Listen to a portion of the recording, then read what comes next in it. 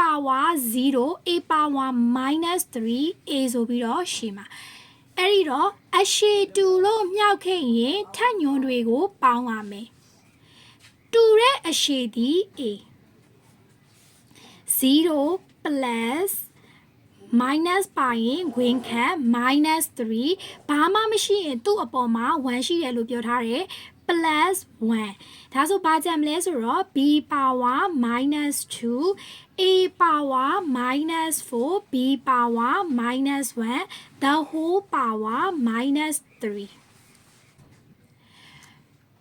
plus minus 3 plus 1ကိုရှင်းပြမယ်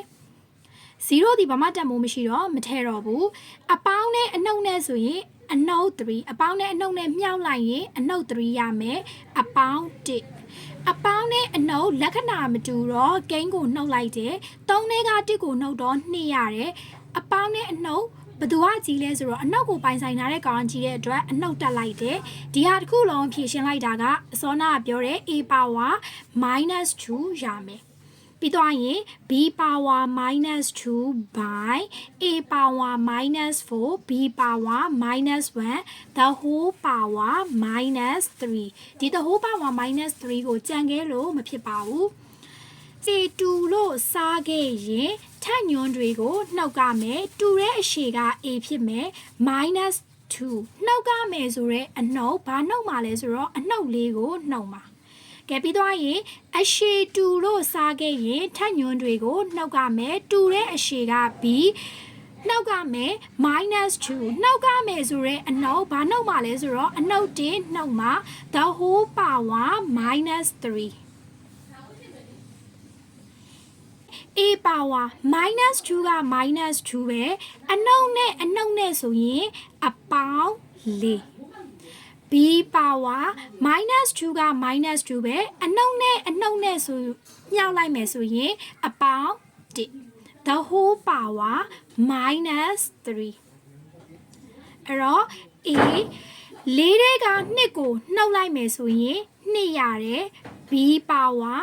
အနှုတ်နဲ့အပေါင်း1အနှုတ်နဲ့အပေါင်း1အပေါင်းနဲ့အနှုတ်လက္ခဏာမတူတော့ကိန်းကိုနှုတ်မယ်2ထဲက1ကိုနှုတ်တော့1အပေါင်းနဲ့အနှုတ်ကိုပိုင်ဆိုင်ထားတဲ့ကောင်ကကြီးတာဖြစ်တဲ့အတွက်ကြီးတဲ့လက္ခဏာအနှုတ်ကိုတက်ပေးလိုက်တော့ b power minus 1 the whole power minus 3 a square က a square ပဲ